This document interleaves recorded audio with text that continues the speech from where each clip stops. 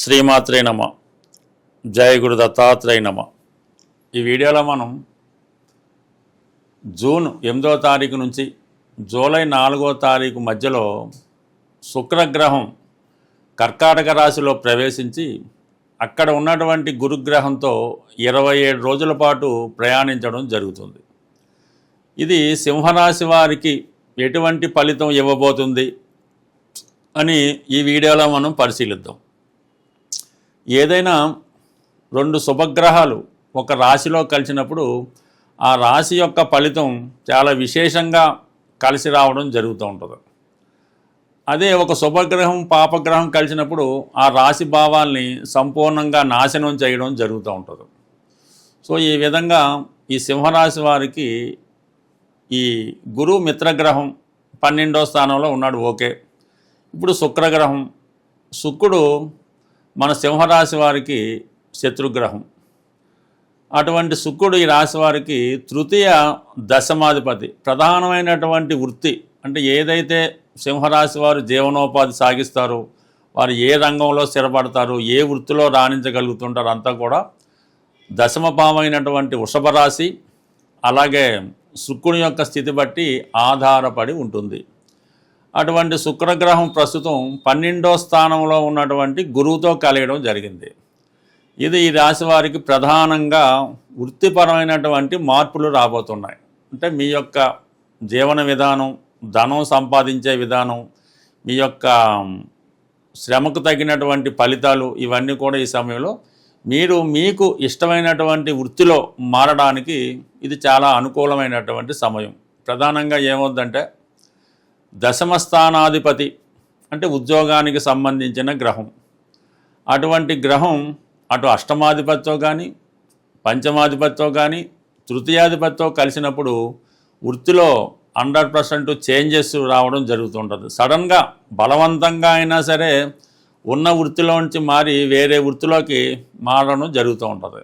మరి ఇప్పుడు ఈ గురువు ఈ రాశి వారికి పంచమాధిపతి అష్టమాధిపతి దశమాధిపతితో కలిశారు. కంప్లీట్గా మీరు మీ యొక్క ఫీల్డ్ మారిపోతున్నారు. ప్రస్తుతం మీరు ఏదో ఒక బ్యాంకింగ్ రంగంలోనో రాజకీయ రంగంలోనో ఉన్నారు. అనూహ్యంగా మీరు సినిమా రంగంలోకి మారే అవకాశం ఉంటుంది. ఈ సినిమా రంగంలో ఉన్న వాళ్ళు రాజకీయ రంగంలోకి మారచ్చు. ప్రస్తుతం అయితే మీ వృత్తిపరంగా కంప్లీట్గా మారబోతున్నారు. ఇక ప్రధానంగా ఇంకోటి ఏంటంటే 12వ స్థానం అనేది ఇన్వెస్ట్మెంట్ చెప్తూ ఉంటుంది. ఇప్పుడు పెట్టుబడి పెట్టే ప్రయత్నం చేస్తూ ఉంటారు. అంటే మీరు ప్రస్తుతం ఏదైనా వ్యాపారం చేస్తుంటే అటువంటి వ్యాపారాన్ని కంప్లీట్గా క్లోజ్ చేసి వేరొక చోట, అది విదేశంలోనో ఇతర దేశంలోనో మీ యొక్క కొత్త కార్యకలాపాలు ప్రారంభించే అవకాశం ఉన్నది.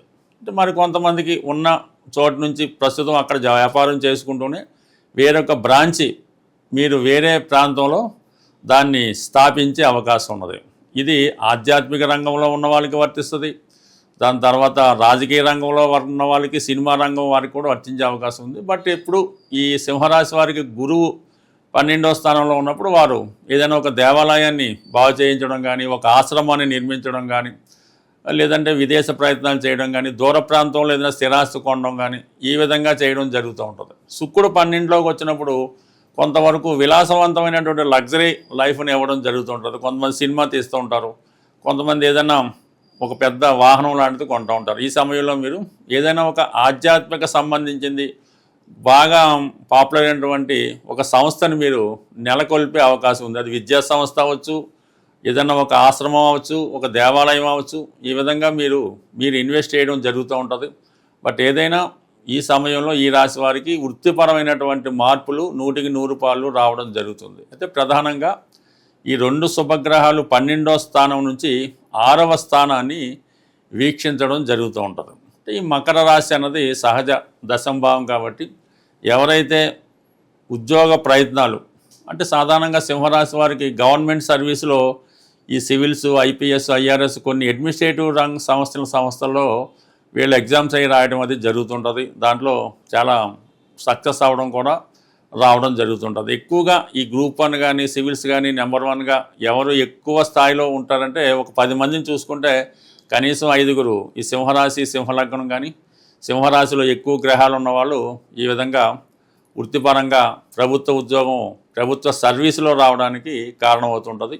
సో ఆ విధంగా ఎవరైతే ప్రభుత్వ సర్వీసులో ప్రవేశించాలి అనుకుంటున్నారో అటువంటి వారు ఈ సమయంలో మిగతా యావిగేషన్స్ అన్నీ కూడా పక్కన పెట్టి ఏదైనా ఒక మంచి కోచింగ్ సెంటర్లో మీరు చేరినప్పుడు 100% మీరు వృత్తిపరమైనటువంటి సక్సెస్ రావడం జరుగుతుంటుంది. చాలామంది ఏంటంటే ఈ ఈ రాశివారు ఏదో ఒక గోల్ పెట్టుకొని దానికోసమే ప్రయత్నం చేస్తూ చాలా సమయాన్ని వృధా చేస్తుంటారు. ఈ సమయంలో చిన్న ఉద్యోగం వచ్చినా చేరలేకపోతుంటారు. కాబట్టి ఎవరైతే ఈ పెద్ద సంస్థల్లో ఉద్యోగానికి కానీ ఈ గవర్నమెంట్ సర్వీస్ కోసం ప్రయత్నం చేస్తున్నారో వాళ్ళు ఈ సమయంలో చాలా గట్టి ప్రయత్నం చేయడం వల్ల చాలా కఠిన నియమాలతో ఖచ్చితమైన సక్సెస్ ఈ రాశి వారికి రావడం జరుగుతుంది. అయితే కొంతవరకు ఈ రాశి వారికి ప్రధానంగా వీళ్ళు ప్రతి విషయంలో ఫెయిల్ ఎవరన్న కారణం ఏంటంటే అష్టమ శని నడుస్తుంది ఈ రాశి వారికి. ఈ అష్టమ శని ఏమవుతుందంటే వీళ్ళకన్నా తక్కువ స్థాయి వాళ్ళు వీళ్ళ దగ్గర పాఠాలు నేర్చుకున్న వాళ్ళు సక్సెస్ అవుతుంటారు, వీళ్ళ ఫెయిల్యూర్ రావడం జరుగుతూ ఉంటుంది. చాలా అవమానంగా ఫీల్ అవుతుంటారు. అటువంటి అష్టమ శని మీద ఈ 2 శుభగ్రహాలు అంటే గురువుతో ఈ శుక్రుడు కలియడం, ఈ గురువు యొక్క 9వ దృష్టి ఎప్పుడైతే మనకి ఈ అష్టమంలో ఉన్నటువంటి శని భగవాను మీద పడిందో ఆటోమేటిక్గా శుక్రుడు కూడా కంబైన్డ్గా అక్కడ పడడం జరుగుతూ ఉంటుంది. బట్ ఈ కారణం వల్ల అంటే మీకు కొంతవరకు ఈ రాబోయే 27 రోజుల్లో ఈ అష్టమ శని ప్రభావం మారడం వల్ల తగ్గిపోవడం వల్ల ఏదైతే మీరు జీవితంలో ఇతరులకు ప్రామిస్ చేశారో అది నెరవేరడం జరుగుతుంది. ఇక ప్రధానంగా మీరు ఏదైతే పెద్దగా ఫండ్స్ కోసం ఆర్థిక పరంగా మీరు పెద్ద మొత్తంలో ధనం కొరకు ఎదురు చూస్తున్నారో ఆ ధనం అంటే మీకు ఈ సమయంలో ఒక లోన్ ద్వారా కానీ బ్యాంక్ రంగంలో కానీ ఈ ఫైనాన్స్ రిలీజ్ అయ్యే అవకాశం ఉంది. అంటే ఆగిపోయినటువంటి పనులు తిరిగి పునఃప్రారంభం అవడం జరిగే అవకాశం ఉంది. బట్ ఏదైనా ఈ రాశి వారికి వృత్తిపరమైనటువంటి మార్పు అభివృద్ధి ఈ సమయంలో రావడం జరుగుతుంది. ఏదైనా గోచార రీత్యా సంచరించే గ్రహాలు మనకి అనుకూలమైన స్థానాల్లోకి వచ్చినప్పుడు కానీ లేదంటే దుస్థానాలు పాపస్థానాల్లోకి వచ్చినప్పుడు కానీ ఆ గ్రహాలకి తగు విధంగా పరిహారం చేసుకున్నప్పుడు ఆ గ్రహాలు మనకి అనుకూలమైన ఫలితాలు ఇవ్వడం జరుగుతూ ఉంటుంది. అయితే ఏదైనా ఒక శుభగ్రహాన్ని మనం తొందరగా పరిహారం చేసుకోవడం వల్ల ఆ ఫలితం మనకి చాలా తొందరగా రావడం జరుగుతూ ఉంటుంది.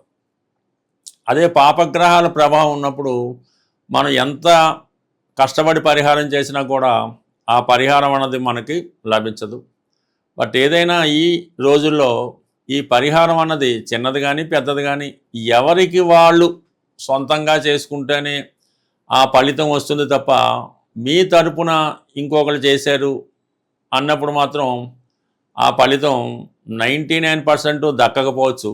కొద్ది శాతం అన్నది వచ్చే అవకాశం ఉంటుంది తప్ప ఏదైనా ఈ పరిహారం అన్నది ఎవరికి వాళ్ళు చేసుకుంటేనే మంచిది. అలాగే ఒక లగ్నానికి అనుకూలమైనటువంటి గ్రహం పరిహారం చేసుకుంటే చాలా సులభంగా వస్తుంది. వ్యతిరేక గ్రహాలకు పరిహారం మాత్రం కేవలం దానం రూపంలో చేస్తే ఆ ఫలితం తొందరగా రావడం జరుగుతుంది.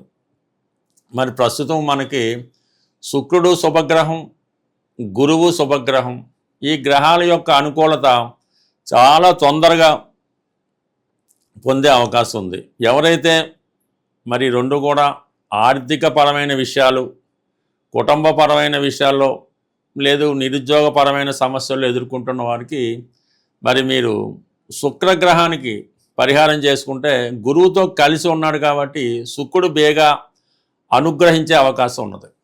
అంటే మరి ఇప్పుడు శుక్రగ్రహానికి పరిహారం అంటే మరి శుక్రగ్రహానికి అధిదేవతగా లక్ష్మీ అమ్మవారు ఉండడం జరుగుతుంది. అందుకని లక్ష్మీ అమ్మవారి యొక్క అనుగ్రహం కోసం మీరు శుక్రవారం రోజు అమ్మవారిని ఆరాధించడం వల్ల మీకు శుక్రగ్రహ అనుగ్రహం అంటే ఈ సమయంలో కాదు జీవితాంతం మీకు శుక్రగ్రహ అనుగ్రహం కావాలంటే శుక్రవార నియమం పాటించవలసి ఉంటుంది. ప్రధానంగా శుక్రవారం రోజు చాలా శుచిగా శుభ్రంగా ఉండవలసి ఉంటుంది. అంటే చక్కగా తలకి స్నానం చేయడం, కొత్త బట్టలు అంటే గతం రోజు విడిచిపెట్టిన బట్టలు కాకుండా ఫ్రెష్గా ఉన్నటువంటి కొత్త అవ్వచ్చు, ఉతికి ఇస్త్రీ చేసిన అవ్వచ్చు, కొత్త బట్టలు ధరించవలసి ఉంటుంది.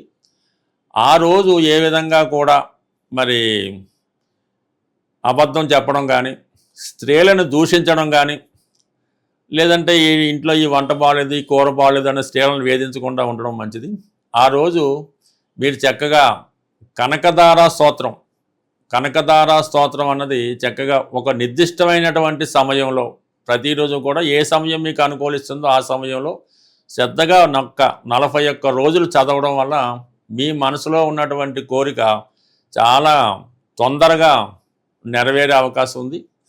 తొందరగా మీకు అనుకూలించాలంటే మీ ఆడపడుచును కానీ, మీ అమ్మగారిని కానీ, లేదంటే మీ అత్తగారు వరుస అయిన వాళ్ళని ఒక శుక్రవారం రోజు మీ ఇంటికి ఆహ్వానించి వారు చక్కగా భోజనం ఇచ్చి ఒక మంచి స్వీట్ బాక్సు అంటే శనగపిండితో చేసినవి కానీ ఏదో ఒక స్వీట్ బాక్స్ కోవా స్వీట్ కానీ వాళ్ళకి ఇవ్వడం వల్ల శుక్రగ్రహ అనుగ్రహం తొందరగా లభిస్తుంది. స్వస్తి.